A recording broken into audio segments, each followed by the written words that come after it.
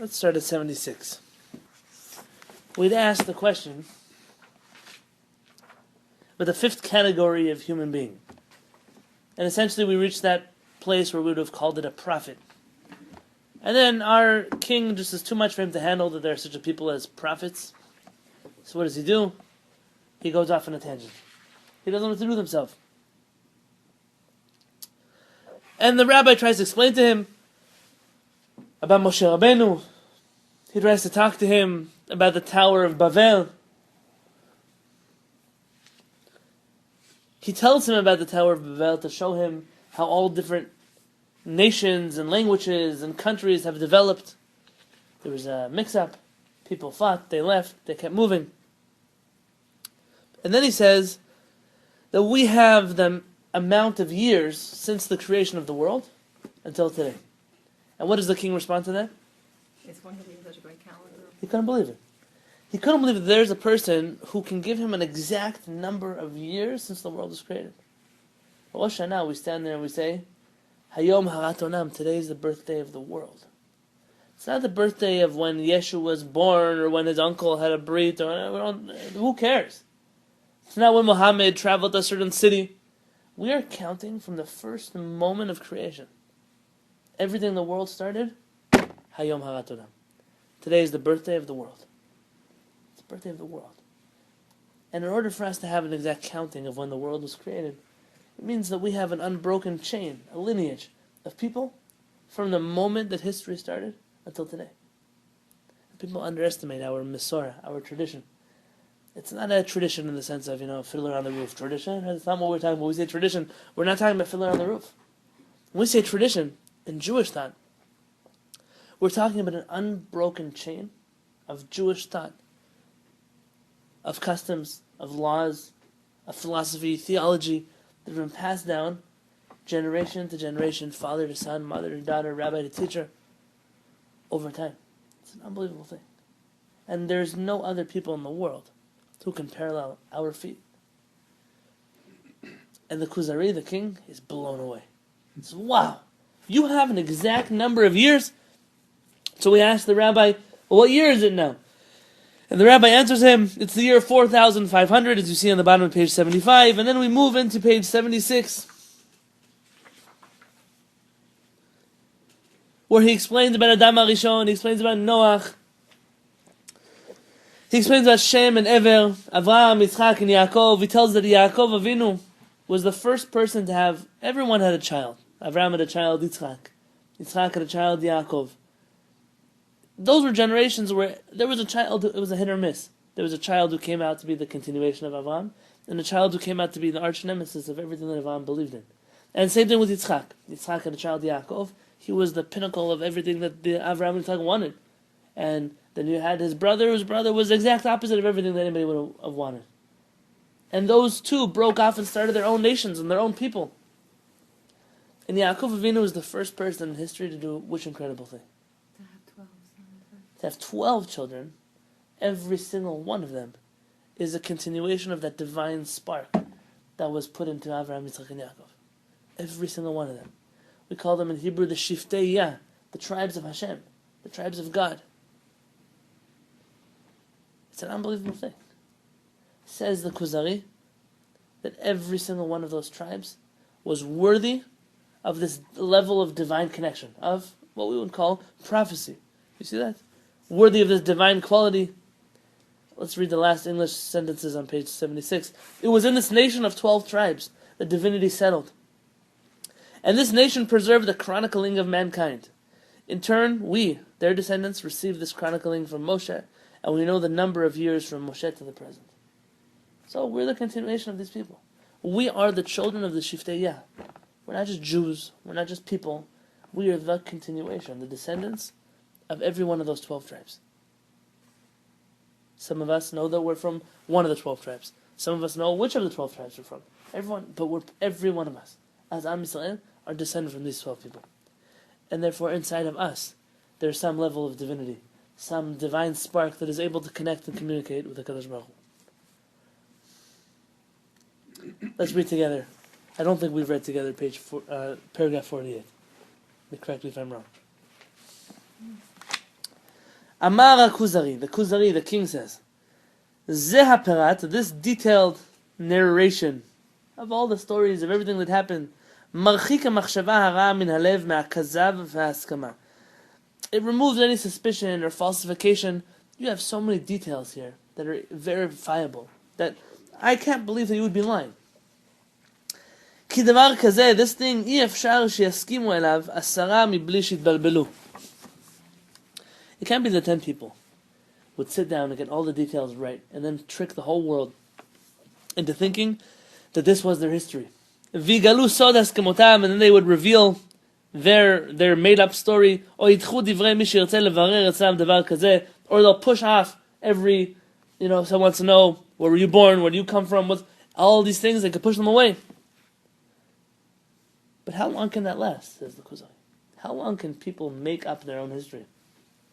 There's a famous historian, could be his name was Paul Johnson, and maybe made it up. He wrote a history of the Jews, in which he's asked how the Jewish people, how do they survive? How do they become this amazing, indestructible people? And he says they believed that they were always indestructible. They believed they will last forever, and therefore they were. That's what happens then. So it doesn't hold much water, because if I believe my whole life that I'm a doctor, I won't graduate med school miraculously, right? It's not going to happen. But there is this notion that you can't, en masse, make up a person's history. It might work for you and me and all of us sitting in this room. But imagine if on Shabbat we had to come to shul and convince everyone in the room that we're not just making up our history, we're making up their history too.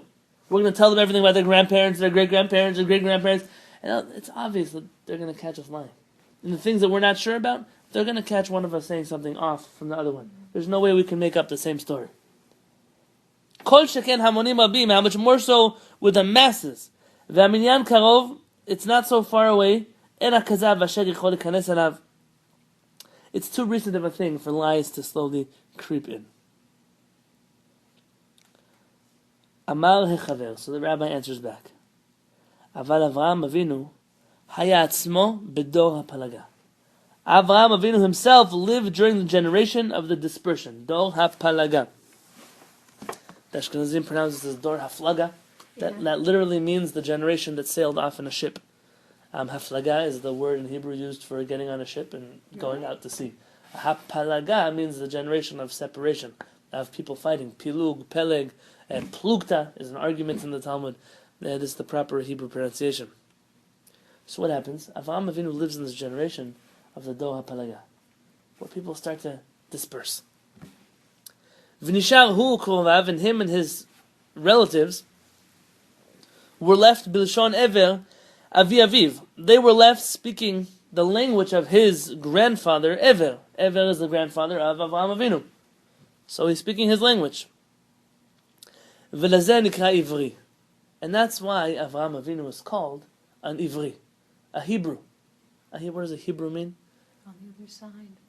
Hebrew here, on the other side of what? Isn't Ivri means standing on the other side of the They always told me that too, other side of the river. Yeah. Like, Wow, Ivri, there is such an idea that Avraham Avinu was always Ivri, he was always opposite the times. People were doing things wrong, and Avraham Avinu stood up opposite that. But to give himself the title that he was an Ivri because he stood opposite people, it's a strange title to give somebody. Ha'ivri, says the Kuzari, it's very simple, it's a historical fact. He spoke Hebrew, Ivrit, and therefore he was an Ivri. He was a Hebrew because he spoke Hebrew, which is the language of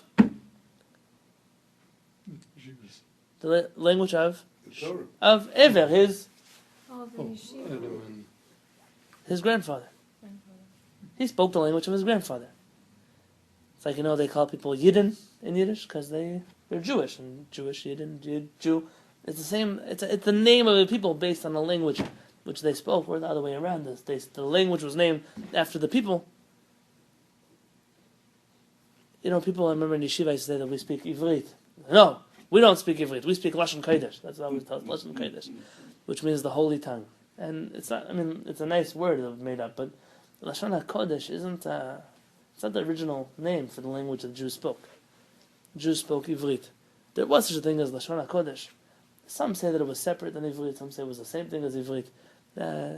In any case, people who perpetuate this myth today just do it to separate themselves from the Jews who live in the state of Israel who speak Ivrit, which they claim is not the Hebrew that the Torah was given in, which isn't accurate. It's not true, because it was a language the Torah was given in. The basic rule is, if you take any Israeli and give him a Chumash, he'll understand everything that it says inside. If you give someone who speaks English a Chumash, he won't understand the word inside because it's not in Hebrew. So it doesn't make a difference what language you speak, but the language that they speak in Israel is Ivrit. It could be a more modern version of it. There's no word for nuclear bomb in Tanakh, so you have to come up with a new word for it. But all languages do that. They as they exist, they evolve and they pick up whatever. Of course. Even in Hebrew, the words that are English, they're not actually televizia is a word for to send a fax. Lifaxis. Yeah. What? Psychologia, right? These are not actually the words that are the Hebrew University. The word for a TV in Hebrew is not a televizia. You know what it is? TV. No. It's a re'eh noah, which means a moving vision. That's the word, but obviously it's a moving vision. Kol Noah is a movie theater. Kol, the voice, is also Noah. It's also moving. It's both. You get both. Those are the words. And slowly, in Hebrew they say frigidaire, a refrigerator. But the word for it is mikarer or makrer, it depends who you ask. That which cools. Those are Hebrew words. So the fact that the Jewish people decided that these are new words they're going to use, it doesn't take away from the fact that they're Jewish words, the fact that they're Hebrew words. You know why, by the way, they used to talk about Lashon Kodesh verses, because everyday language was Yiddish. And Lashon Kodesh was only used for tefillah or for holy things. For holy things. Yeah. Although there was a time in Jewish history where that wasn't true. There was a time in Jewish history where everyone spoke the same language. Moshe didn't speak psukim in Hebrew and then switch back to Yiddish, right? He spoke everything in that language. It was the language of the Jews. That was the language we spoke. There was no street language, and the Yemenites did the same thing. They spoke Arabic in the streets, and in Jewish thing they spoke Hebrew. And when they came to Israel, they were afraid to speak Hebrew, because how could you speak Hebrew? And they realized it wasn't the same Hebrew, so they also switched to speaking Hebrew as well. But there was a time in Jewish history where Jews spoke the same language that they prayed in, and that's why we have the prayer book in Hebrew as opposed to a different language. So what does Ivri actually mean? Hebrew. Hebrew, where did it come from? What's the history? And why would we call Avraham Avinu the Avram, the Ivri, the Hebrew? You can call him one of many things. Avraham HaTzadik, if we call him Avraham Avinu. Why Avraham HaIvri, the Hebrew? And what in the world does this have to do with the Kuzari? What was the Kuzari even talking about now? What was the discussion? It was about The creation, time of creation. the time of creation, the amount of years since the world was created. Why are you mentioning to me Avraham? What does that have to do with anything? I asked you how long the world was created. You start talking to me about Avraham Avinu. It's kind of like, you ever argue with a Christian missionary? You talk about one thing and they keep bringing up random things that have nothing to do with anything you're talking about because they want you to start to talk about Hashem. It seems to be that the rabbi keeps bringing in Jewish topics whenever the king is kind of distracted in something else. His mind's looking somewhere, let's bring in something else. Why are you talking to me about Avraham HaIvri? It's a part of a much longer answer, which we're going to do over this week and next week, B'ezrat Hashem. But let's first take apart this. What is Ivri? What does Ivri mean? Where does it come from? Who was Ever? What does it have to do with us? What's the connection to Avraham Avinu? Things that are very important. I guarantee you that, like me, before I learned this, most of us don't know these things.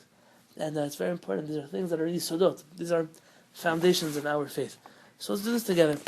Everyone brought chumashim. The original request of the king was that he wanted to know about prophecy, how Hashem could talk to people and let them know what his mission really was, or what the dream meant. So if he's talking about Abraham, he's talking about Moshe. Moshe spoke face to face with Hashem, and Abraham had prophecy from Hashem. So maybe he's trying to bring that idea back. He is trying to get back to prophecy, ultimately. That is where he's trying to go with this. But why now? He didn't even give an introduction. Just start speaking about Avraham Avinu. Let's first tackle the idea of an Ivri. He's clearly mentioning all these people over the years. It's a history lesson. He's trying to tell you there were people who were around throughout these generations, who they are, we know who they are. He's telling you something about the passing on of tradition. That there was this person, he had a son, this person had a son, this person was a rabbi, this person gave the people the Torah. He's telling you what happened over history. That much I understand. But what does it have to do with the word Ever or Ivri why does he mention Avraham here specifically as Avraham the Ivri? Why doesn't he mention him to us here as Avraham the Jew, Avraham our forefather? Why mention him as Avraham HaIvri, the Hebrew? So let's go back to the first time where we find this language of Ivri, of Hebrew. You'll find it in Bereshit, chapter 14. It's going to be on page 62 or 63. Yeah. Is that from the first or from the last back to the first? Where Avram is called Ivri.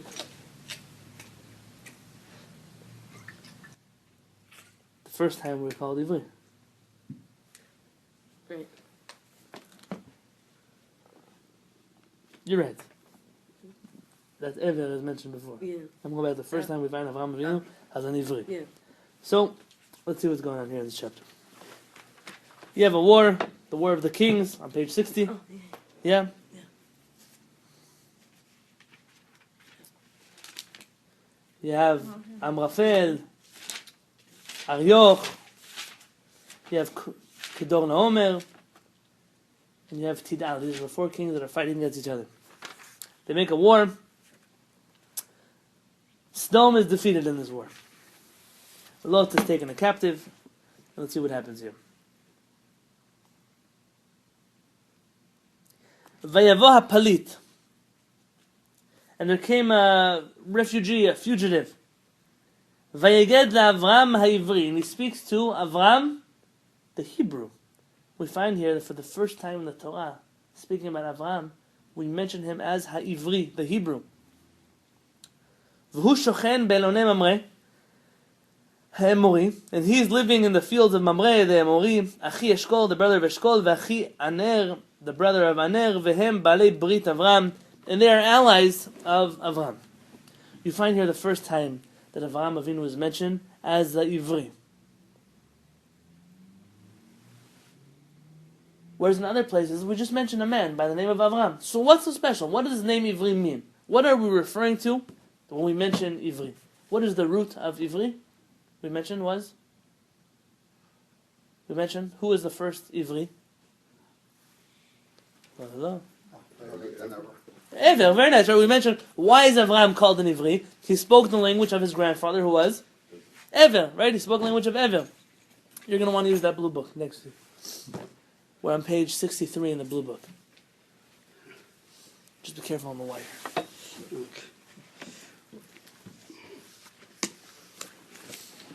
So,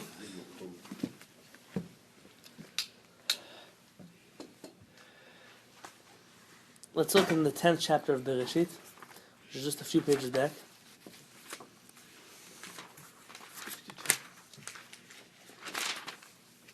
On page 46. Oh, you use an archway, you didn't even get charts that come with this book.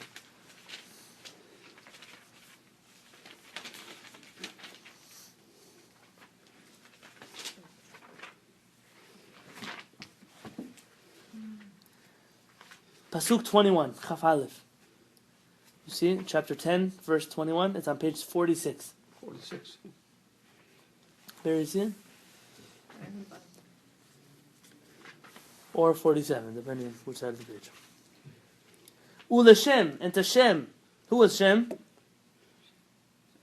One of the sons of Noah. Very nice. Yeah. Shem, Yulad Gam Hu, Avi Kol Bnei Ever, Achi Yefet HaGadol. So Shem, also to him were born, he had children, he was the father of Kol Bnei Ever, of all of the children of Ever.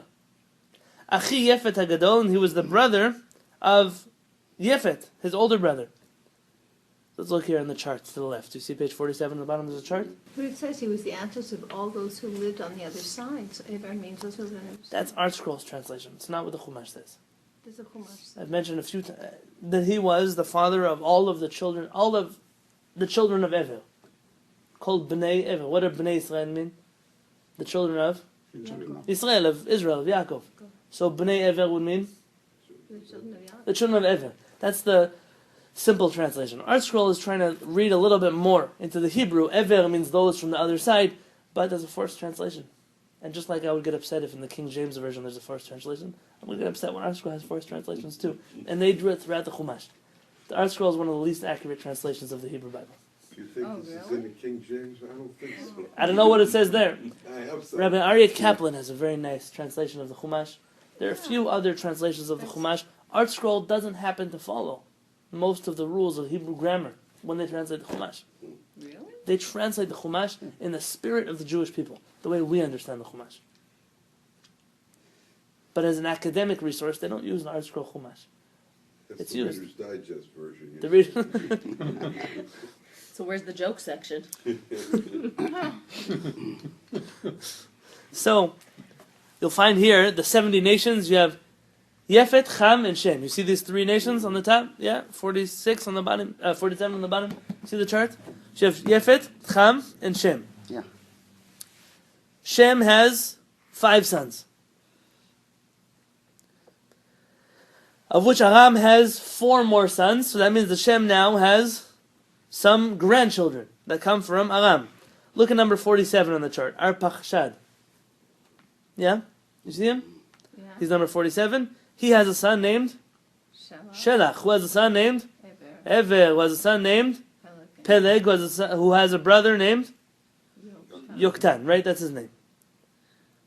So Ever essentially is the great grandson of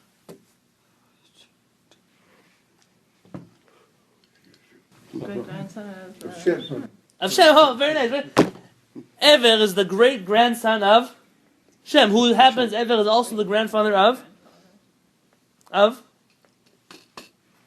Avraham Avinu. He's a descendant of Ever. So it turns out, let's look at the pasuk again. The pasuk number 21. Shem also had children, and he was the father of all of the children of Ever. What does that mean? Yeah. He was the father of all of the children of Ever. What about of all the children of Aram? He wasn't their father? Marlene, I see you're on your face. You're trying to figure this out. Yeah. Ever is number 55 in the chart. Yeah? You see Ever? Yeah. So we say that Shem is the father of all of the children of Ever. Where's Aram? What's your granddaughter's name? Why are the children of Aram Mora. excluded then? Mara. Mara. It's as if I would say, oh, your daughter Mora. It's not your daughter. What is she to you? My granddaughters. Your granddaughter. Now, even better, we're talking So now we're about talking her about daughter. Mora's daughter. What's Mora's daughter? We would say Marlene, she was the Non-existent. mother of all of Right. Mara's daughter's children. So we're saying non-existent is your daughter. What does that have to do with you? Great granddaughter. If anything, you have many other titles. You're Shem, the brother of Yefet, I understand that title. Yeah. I understand if you're the father of Elam and Ashur and Apachshad and Lud, Okay. but why are you all of a sudden the father of all of the children of Ever? It says ancestor, the translation here. So it makes it easier with the ancestor. Pseudo ancestor. He's the ancestor of specifically this family tree, not of the family tree of Aram. But in the Hebrew it says Avi. It doesn't say ancestor. Yeah. Father, Art scroll. Back to art scroll. Right. you're asking why aren't we selecting Selecting the children of Ever. What is going on over here? What is happening? Let's keep looking. Yerusha? The Torah is mentioning that Shem had children, and he was also the father and the ancestor of all the descendants of Ever. In other words, Shem had children. And who is Shem?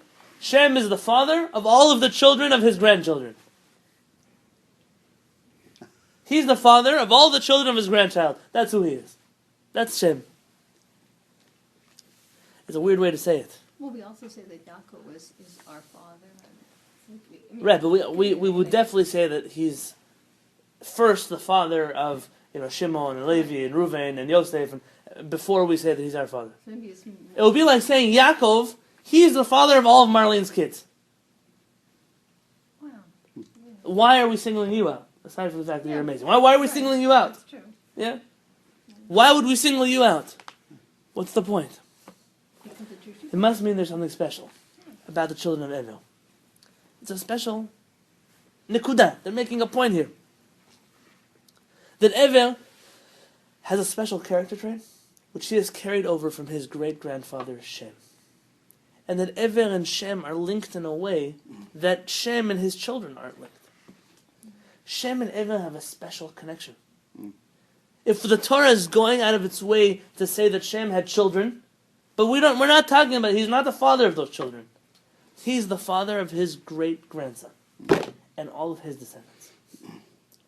It seems to be that with Ever you find, just like Avraham Avinu had a Yitzchak and a Ishmael, and you find that Yitzchak had a Yaakov and he had an Esav, that Shem's Yitzchak and Yaakov, that Shem's good side, the people who continued in his path, seems to be Ever and his children. Ever and his family, they followed in the footsteps of Shem. And what was so special about these people? What was so amazing about these people? Let's keep looking. Let's look at what happened to Ever's children. Ever has two children called Peleg and Yoktan. Why do they call him Peleg? Let's keep looking.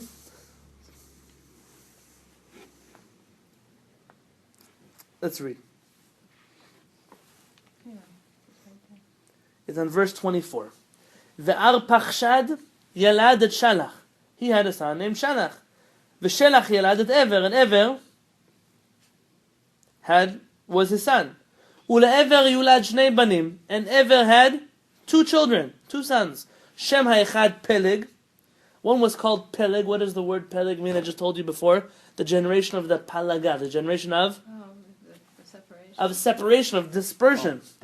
Ki v'yamav niflega haaretz, because in his days the world was split up, divided. V'shem achiv Yoktan, and the name of his brother was Yoktan. That was his name. So Peleg also has an interesting name. Peleg is a name that means something. Peleg means, in his days, the world was separated. Now, let me ask you a question. In whose days? If I'm Ever, and I'm giving my son a name, oh, this baby, let's call him Peleg. Because in his days, the world was split. Are we talking about in Ever's days or in Peleg's days? Peleg's days, right? How can you name, you're right, but how can you name your son something which hasn't happened yet? Oh. Notice all of the forefathers, they named their children something because of themselves. Right? Naphtali, because I argued with Hashem. They called him Gersham because we were strangers there in that land. We're talking about ourselves. I'm naming my son something because something happened to me. So how can you name your son something, Peleg, about something that hasn't happened yet? Oh. The generation of dispersion. The generation of, which was the generation of dispersion? The Tower of Babel. Tower of Babel. How is Ever naming his son something which hasn't happened yet? Very nice. Here's what the Gemara tells us. Let's look at the section of the Gemara. It's the Seder Olam Rabbah. It's the history of the world, the Talmudic history of the world. Amar Rabbi Yosef. Rabbi Yosef says, Navi Gadol haya Ever. Ever was a big prophet.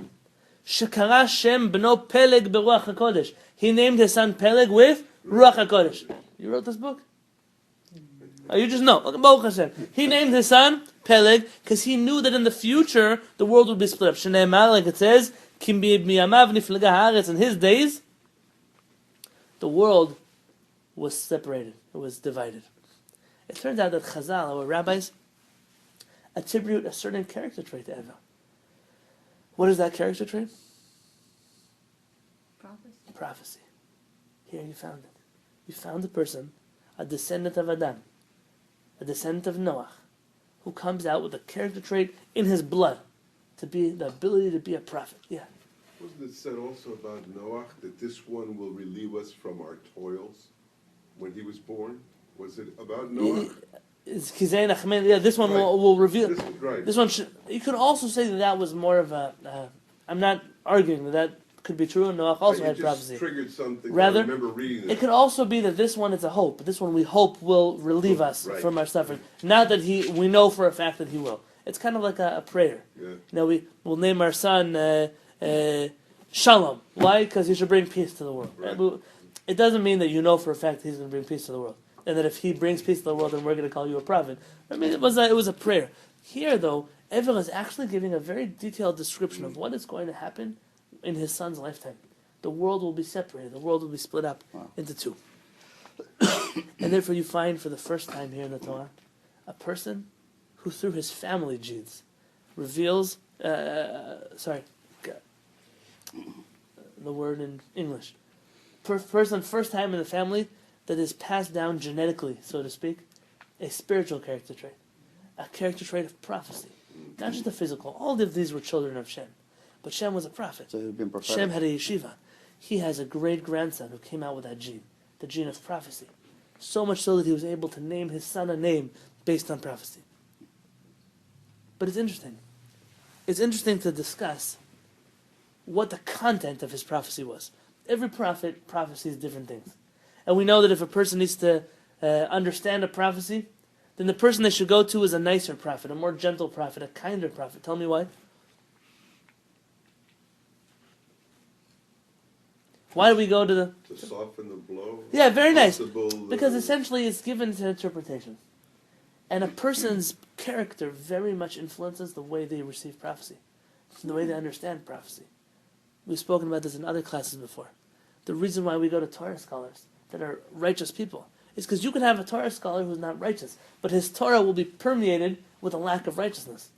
He'll be the Torah scholar that will use all of his wisdom to show you how you can steal someone else's wallet. Like Hulda near me.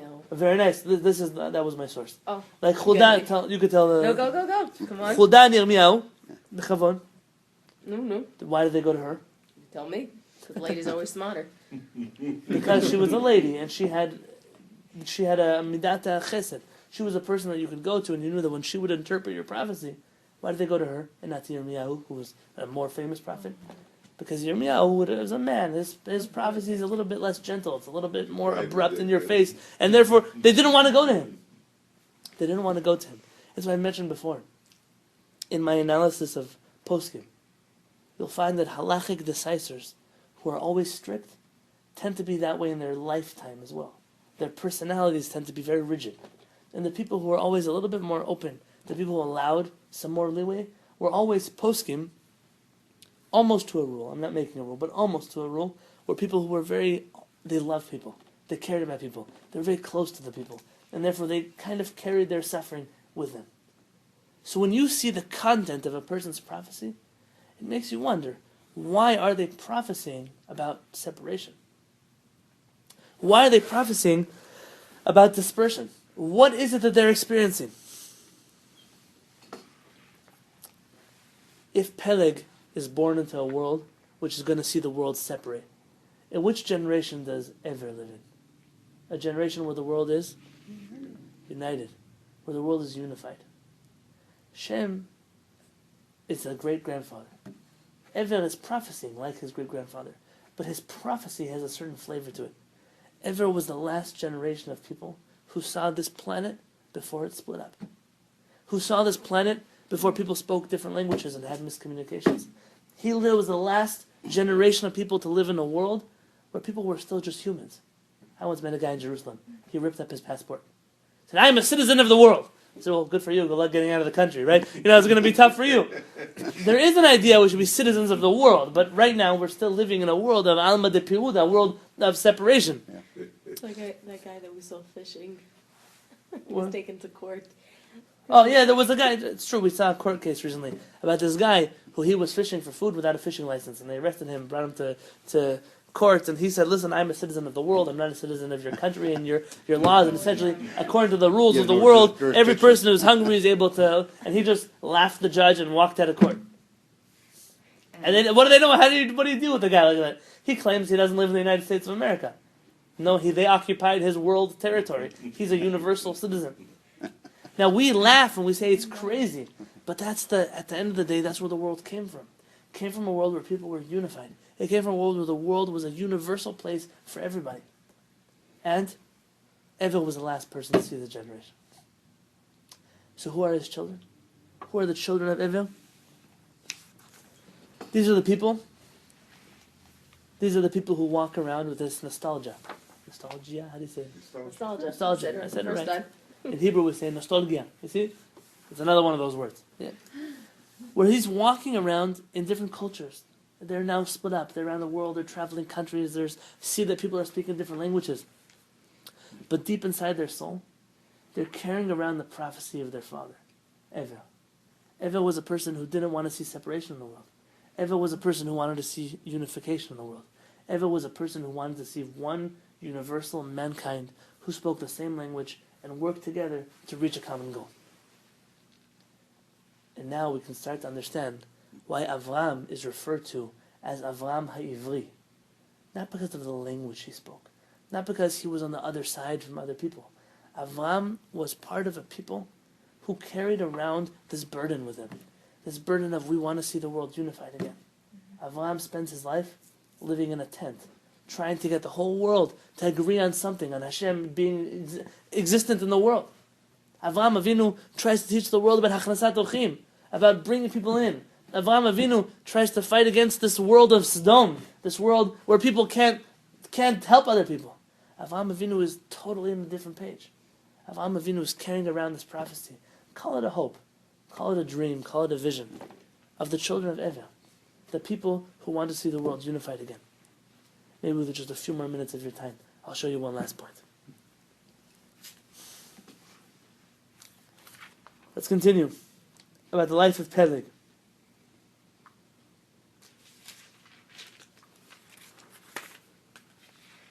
Should be in the next parasha. Vayechi Peleg?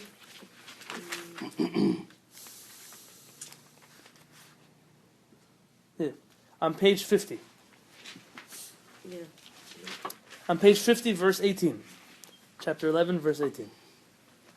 Vayechi Peleg 30 shana. Peleg lived for 30 years. Vayoled et Reu, and he gave birth to a son named Reu. Remember that name. Don't remember, just know it.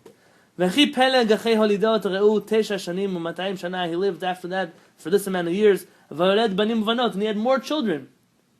And then we ignore those children and we go to Vayechi Reu, and the son Reu, he lived 2 shana, 230 years. Vayoled et Serug, and he had a son named Serug. Vayechi Reu achei holidot Serug 7 shanim u'matayim shana. Vayoled banim u'vanot, he had more children. And then who do we continue with? We ignore those children, and what do we continue with? Vayechi Serug. And now Serug is alive. 30 shana v'yoledet Nachor, and now he has a guy named Nachor. Who is Nachor? You remember this name? Sure. This is the actual grandfather of Avraham Avinu. Vayechi Serug achei holidot Nachor 200 shana v'yoledet banim v'banot. Serug has more children after Nachor, but we ignore them. Vayechi Nachor 9 ו-20 shana v'yoledet Terach, and then Nachor lives longer and he has Terach. Vayechi Nachor holidot Terach 19 shana u'me'at shana v'yoled banim v'banot, and he has more children. Vayechi Terach 70 shana, and Terach lives for 70 years. V'yoled et Avram et Nachor v'et Haran, and he has 3 sons: Avraham, Nachor, and Haran. I want you to notice something. In every generation, they seem to single out one person, kind of to draw a lineage. But around those people, how many children could there have been? Many. Man, you don't know. We don't know how many children they had. Terach had 3. He was already, modern. Go back some time. They could have been filling out 15-seaters. You don't know what was going on. They had banim u'banot, boys and girls. Boys and girls, they must have had people to marry. They must have had their own children. There were thousands and thousands and thousands of people that had come out of one person. Peleg, the son of Ever. There's a whole nation here called the Ivrim. A nation that existed way before Avraham Avinu even had the Jewish people. And essentially, Ever, the Ivrim, the Hebrews, are the precursors. They're the ancestors of what we would today call the Jewish people. These are our forefathers. This is our history. So we start our history by Avraham. But Avraham wasn't born in a vacuum. Avraham didn't come out of nowhere. Avraham Avinu was born to a very specific group of people who lived in their own country. Where? Eretz Canaan, in the land of Canaan, or Eretz HaIvrim, the land of the Hebrews. It was their own country. Avraham Avinu had his own country. We say that Avraham Avinu and Sarah, they were a prince and a princess. Of course they were. Of course they were. Because they were in their own country. They had their own people, their own land, perhaps even their own government. We don't know. But this is the generation of the Ivrim, of the Hebrews. And it seems to be it seems to be that in every generation, you had the one person that was singled out as part of the chain to show an unbroken generation after generation after generation of people. What are these people? Who are these people? We call them Ivrim. I want to take you to one last place, and that's to Yosef. Yosef Tzaddik. You find him in prison. After his brothers had sold him to slavery. Beautiful Rav Kook about why he was sold to slavery. It wasn't out of jealousy, it wasn't out of anger. Yosef was a certain worldview that his brothers wanted to put to the test. Yosef was all about connecting to the world, about bringing the Torah to the whole world, and they very much disagreed with his view. They believed you first have to fix the Jewish people and then deal with the world. And so what do? They throw him out to Egypt. Let's see, you try. We want to see you in 20 years from now. And guess what? In 20 years from now, they find Yosef stronger than ever. They find Yosef, he's not just a Yosef. He's not just one of the forefathers. He's the only person in history who we call Yosef, huh? What do we call him? Yosef HaTzadik, the righteous Yosef. He came out, he passed with flying colors. And Yosef is begging for his release. Do you remember? Please remember me. When you go out of prison, remember me. Let's skip many, many pages to chapter 40. It's fascinating how everything connects. It's like the Matrix.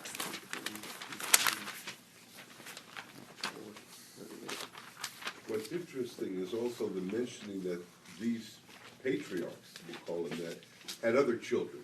Yes. Okay? So it says something about the fact that these people weren't as special as the one, as the rabbi is pointing out. These people were Lineage. singled out. There's a certain uniqueness over there. Yeah, I mean, because they Right. mentioned that he had other children, big deal, okay? So why And we're is gonna that important? we're gonna discuss next week a little bit about this. I'll tell you in a moment what next week is about. But you're gonna start to see certain ideologies creeping out of these people. Terach was the priest of idol worship, not because he was a nobody, because he was a somebody, because he was considered influential, because he came from this people of the Hebrews. But we're getting ahead of ourselves. Let's see here in chapter 40, in verse Tet Vav, What page verse is it? 15, page 220.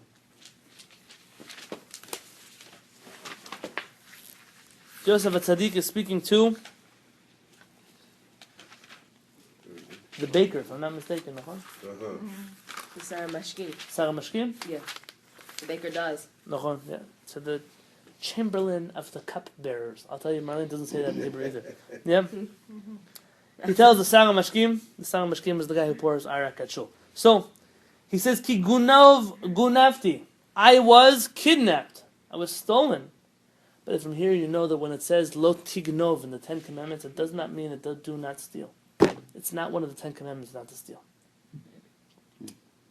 Do not steal, traditionally is translated as Kidnapping. do not kidnap. So it says Do not actually kidnap. kidnap. Yeah, because the word gun, I didn't know to that. steal, here literally means to kidnap. Now obviously the poskim take it from there, you also can't steal. But the main definition of stealing would be to kidnap. Can I just say Yeah. something interesting on that? This past summer, I'm in social work school. So as part of the curriculum, they took us to the Newark State Prison, a place that I don't think anybody ever wants to spend even more than about a minute in. And it was very interesting, very sad. And afterwards, we got to sit with some of the prisoners who were going to be released within the next 2 to 5 years. And they were telling us about their stay in prison. And one of the guys, when we asked him what he was there for, he said, well, look, they call it kidnapping. He said, but really what I did was I just moved this woman. She was in New York, and I moved her all the way far into New Jersey, and I left her there. So, when you put it like that, it doesn't sound like he kidnapped her. Semantics, He gave her right? a free ride where she didn't want to go. Semantics. So what does it say? Ki gunov gunavti. I was moved from one place to the other. Meretz ha'ivrim, from the land of the Hebrews. It seems to be that through a proper reading of the Chumash, people knew that there was a land of the Hebrews. V'gam po lo asiti muman. I didn't do anything to them here. Ki samu oti babor, that they should put me in this pit, in this prison. If he was talking to some random guy who's in prison with him, would he have called it Eretz Ha'ivrim, the land of the Hebrews, the land of my forefathers? Rather, Eretz Ha'ivrim is not a place, it's where the Jews should live in the future. It's talking about a place that actually exist on the map. That if you would say the land of the Ivrim, the land of the Hebrews, people would know, oh, you're talking about today's land of Israel. That's what you're talking about. Yosef HaTzadik is still referring to himself as a descendant of these Hebrews, of these Ivrim. Those who still carried with them a vision of a united world, a vision of a planet where there was no war, a vision of a planet where people got along, a vision of a planet where people were connected to Hashem through prophecy, through speaking to Him.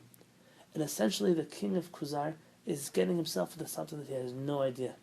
The rabbi is mentioning one word, a detail, ha'ivri, but in it he's bringing thousands and thousands of other ideas. And I'm telling you, this is where the Kuzari takes a turn. This is where this book is going to take a turn. We've stopped talking about Christianity. We've stopped talking about Islam. We've stopped talking about the Greek philosophers. We're talking today about Judaism, but Judaism not the way we've learned it until now.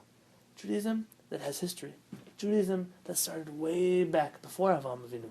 And Judaism that really turned around in the days of Avraham Avinu to become what we are today. And I'm looking forward to next week. We'll be talking about something very special. You can call it, as some would like to call it, especially in this book that we're learning, some would like to call it the first time that you see religious Zionism come into play. Yeah, others would say that I'm a heretic for mentioning such a word in the Kuzari, but essentially, this is the first time you'll find a connection, not just to people, but to the land of Israel. It starts here. And this goes back to the first class we ever learned together. The Jewish people are not a religion, we are a nation with a land, a nation with a country, a nation that belongs there. And everything is starting to make sense now that we look at it through this context. With Hashem, we'll do that next week.